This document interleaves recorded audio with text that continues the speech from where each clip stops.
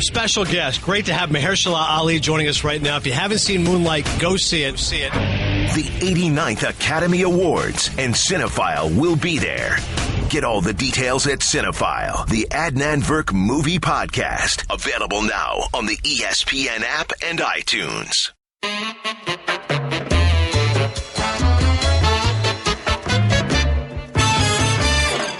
Welcome to Highly Questionable. I'm Dan Levitard. This is my father, Papi. This is Papi. Who's this guy? El Señor Reese Waters. El Señor Reese Waters, ESPN Sports Center correspondent. What do you like today, Reese? We all get to feel better about ourselves because we're not the Sacramento Kings. Dale, Papi.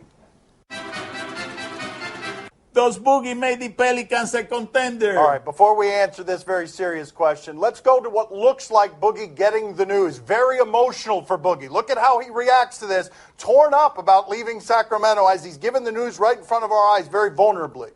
All-star questions first, please. Yeah. All-star game questions. What other questions we got? Hey, DeMarcus, can you kind of sum up your all-star experience? And Oh, really? Can you That's whatever. Can you sum up your all-star experience? What it was like for all the great players? It was amazing, man. I enjoyed the city of New Orleans. I love it here in New Orleans. What a great quote for the Boogie Cousins era. It's whatever. Does it make them a contender? Not against Golden State, but maybe in the future. They're interesting now, and they finally got Anthony Davis some help. Two guys who'd had very little help now have each other. Yeah, I mean, you're bringing in the second guy who's been able to average 20 and 10 over his first 4 years in NBA history. But I don't see how bringing in another guy who needs the ball on the block and everybody else clears out is the teammate that Anthony Davis needed. It does make them a contender on my television. I'll stop on a Pelicans game while I decide what I actually want to watch. But can we get a freeze frame on Boogie's face when he actually found out? Look at that look on his face right there. That's the look you get when she tells you about her boyfriend while dessert is on the way. Like, that's the look that Scottie Pippen gave Future's Instagram comment right there. That's that look. You know, all the teams in the league, all they do is shoot three-pointers, and now the Pelicans, they got two big guys. How do they know this thing is going to work, Wait a minute. Do you realize Boogie Cousins has more made threes this year than Buddy Hield, the guy they just got rid of? Nice job, Sacramento. What are the Kings doing? The simple answer, nobody knows. All of a sudden, a team that used to have Hassan Whiteside, who they could have gotten in a trade, by the way, they said no. They had Hassan Whiteside, Boogie Cousins, and Isaiah Thomas on that team at the same time. Now just has a box of white chocolate T-shirts and Buddy Hield, who, as you mentioned, by the way, the box of white chocolate T-shirts and Boogie Cousins have more threes than Buddy Hield has this year. This is a question that everyone in the league is asking right now. Reportedly, they could have gotten Andre Drummond for Boogie Cousins. They decided not to do that, which seems unbelievable. But what happens with this franchise is it's the most dysfunctional management team that we've had since Donald Sterling left the league. Keep in mind that in the last few drafts, they got draft picks now, but in the last few drafts, they've taken 3 out of 4 shooting guards. What is Buddy Hield? A shooting guard. They keep taking shooting guards and don't have any shooting guards. They really don't know what they're doing. And not just any shooting guards. Nick Stauskas shooting guards. Ben McLemore shooting guards. Yeah. And now I'm going to do an impersonation of a Sacramento King ticket holder, season ticket holder. Oh, my God. Yeah, oh, there it is. Right there. What I'm going to do now, I don't want to pay move this money for these tickets. Yeah. Who is on my team? I'm just happy he exists.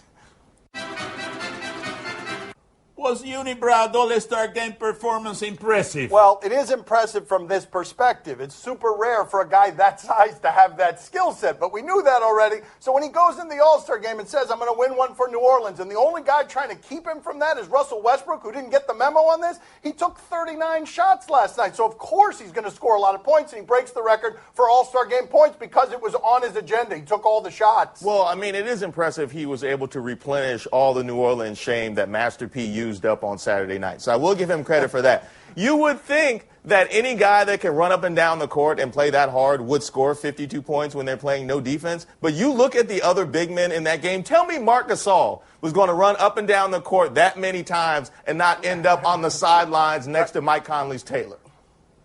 As long as LeBron didn't win the MVP, I'm fine with it. I'm There telling you go. probably LeBron is going to make a big complaint to the league now. I can see him making the phone calls. That should have been the MVP of the All-Star game. That's not fair, you know? File a protest. That's not fair at all. As the vice president of the union, he's going to That's file right. a formal complaint. Does one alley-oop mean Ross and KD are cool again? Oh, let's celebrate some of the warmth here. Instead of all the cold from the weekend, they spent 82 seconds on the court together. And here it is, like old friends, old romance. Look at the West bench. Oh my God, what just happened? Curry is so personable. Is that a Kawhi Leonard smile? Look how happy Boogie Cousins was before the trade. Yeah, back before the trade. Now let's look at less warm moments. Here's Russell Westbrook, not really interested in being in the same area code where KD is practicing, or anybody. You got to enjoy the commitment to hating. Papa, you do that with LeBron. There was also another moment the day before that when they were in a hallway together and they wouldn't make eye contact. Do we really want this to go away, though? There was water and celebration among the team, and they say it's media narrative, but I was kind of enjoying the media narrative. I don't want passes between them. I want Russ trying to dunk on KD on his own side. I was also enjoying the media narrative. I come from the Kobe Bryant school of grudge holding. I still don't forgive Amanda Ennis for kissing Will Duncan in between the pine trees in 4th grade. But it looks like this is going to continue. They didn't address each other in any of their interviews. There wasn't any other interaction after the fact. So it looks like this is something we're going to be able to talk about for the rest of the season. You know who that's good for? It's good for the fans in OKC because this is the only thing they have for them until Sooner season starts. And evidently, it's also good for Russell Westbrook, who has ridden this fuel of hatred to an average of a triple-double for half a season. We like fuels of hatred. I believe they're friends again when they shake hands. Like this. Come on, man. I watched the show. Oh, man. You know I watched He the show. I know. He normally comes in at the end, got though. me. He normally Ain't does it going at the end. He threw a wrinkle in. I got to go back to the neighborhood. Does Aaron Gordon deserve an effort on this dunk? Okay, so Aaron Gordon came out to huge fanfare because of his amazing performance last year in losing to Zach LaVine. A lot of people thought he actually won that dunk competition. Comes out with a drone dunk, could not complete it. However, I'm a little bit conflicted on this because on the one hand, he's openly injured. You can see him limping immediately after the dunk attempt. Like, we're that okay with a dude being openly injured? It is one of our top 4 options in this dunk competition, a guy who's injured. So I give him credit for actually attempting it. However, since when is using a drone and a machinery actually easier than a human being with human emotions that screws stuff up like half the time? We got this completely backwards. Well, you bring up a good point because I'm terrified at all the power these drones and Intel are coming together to produce. I got scared during the Super Bowl with that Pepsi commercial. Too many drones doing too many things competently. I was relieved to see that a drone did not do something successfully because then some of these human beings can keep their jobs and do it poorly. Maybe you're onto something. You hook up the machines with human beings that are not operating at 100%. You ain't got this thing, machines. Do you know who is very scared to go into the dunk contest? What's that? LeBron. Oh, there you He go. won't do it. Of course. He won't do it. Right, He's of course. Big, he's built like a Mack truck, but he's a big chicken. Okay. Okay, very He's a good. big chicken. All right. Coming up next on Highly Questionable. I tell you right now, he better than Steph Curry to me. Here, put Steph Curry on UCLA's team right now and put my boy on Golden State and watch what happens. Oh, my goodness. I mean, you double down on it right there. Double down on it again. And like I said, if I don't know what my boy's about, I'm not going to make that statement. Steph going to have problems trying to guard my boy. And let's see, play one-on-one. And now they're not trying. Oh, look at the goalie. I never question Showman, you're behind. Well, I never question that. He almost stopped that goal, but that's just the beginning of this protest here. White team just stops playing. I support it because white team was probably going to lose anyway. Now they're going behind. Now you have an excuse. And that looked fun. That did look fun. Fun with protest. Give us one more. Keep going.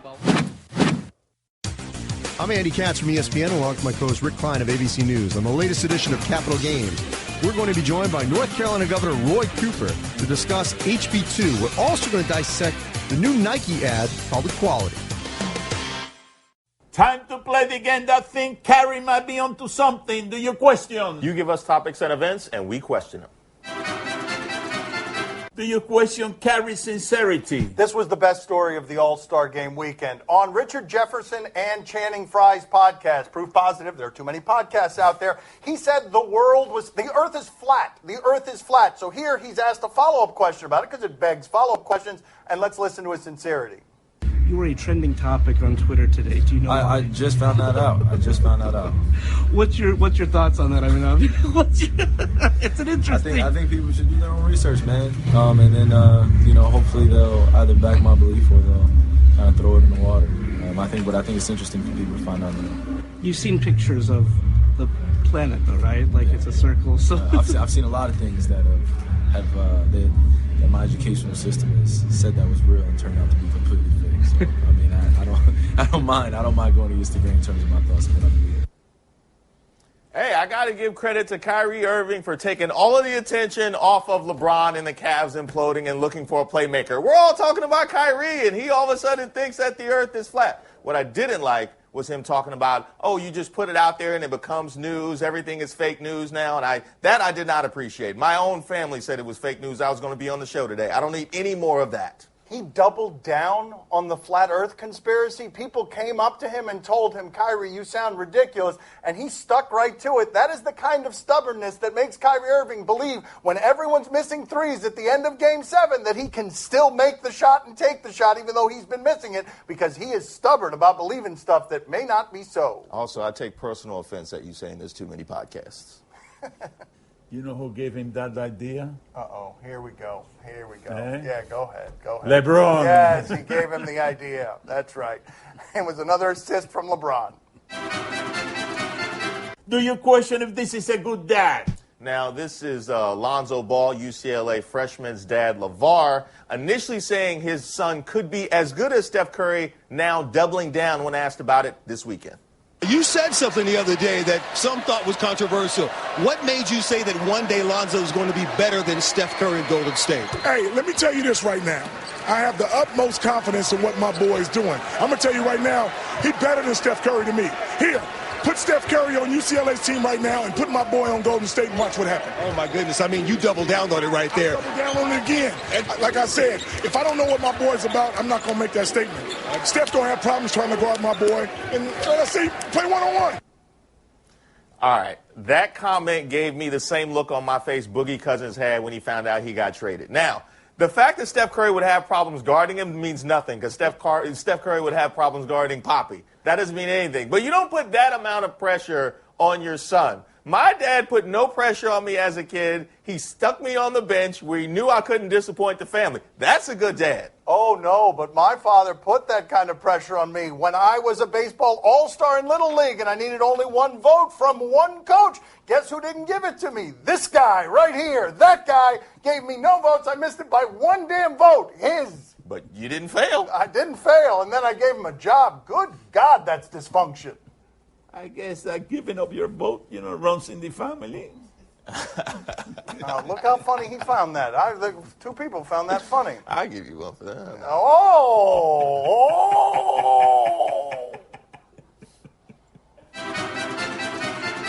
Do you question this form of protest? We will go all over the world in search of controversy of any sort. So here we go to Vietnam, where there's a penalty, controversial penalty called in a 2-2 game. White team on defense.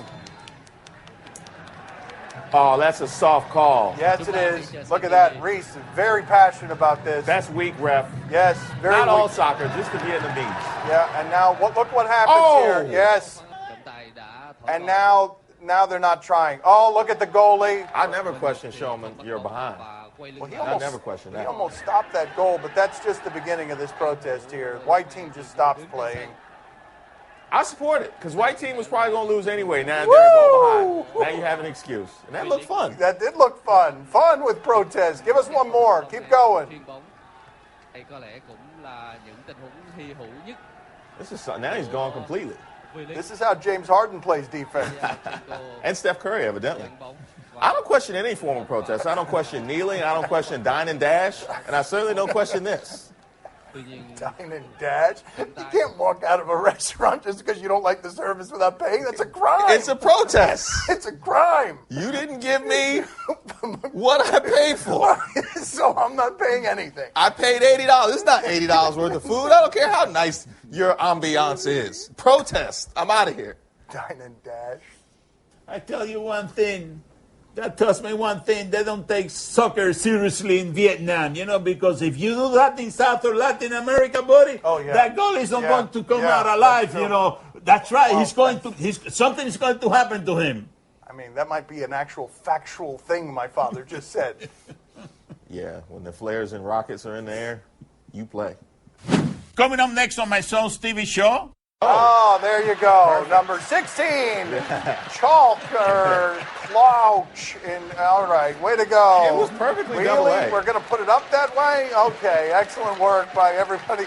I mean, is no one going to say anything? Okay, very good. Garth Davis, the director of Line. The story was just so powerful, people connected with it. Viggo Mortensen. It's one of those movies that when it finishes, you go, now what's going to happen? The Oscars are coming, and Cinephile will be there. Get all the details at Cinephile, the Adnan Virk movie podcast. Available now on the ESPN app and iTunes. Time to play the game that lost its dignity on Bourbon Street this weekend. See? Or no? You tell us what to watch on television tonight, and I'll be too polluted to answer. In West Covina, California, youth pony baseball. Youth pony baseball. No, generally, but let's check in. Look, my father loves other kids playing baseball. Me, not so much, but Yohan Moncada was the big key in the Chris Sale trade for the Red Sox. This is his 2.5-year-old son. 2.5 years old. Let's check in with him. Yeah. Bat flip situation.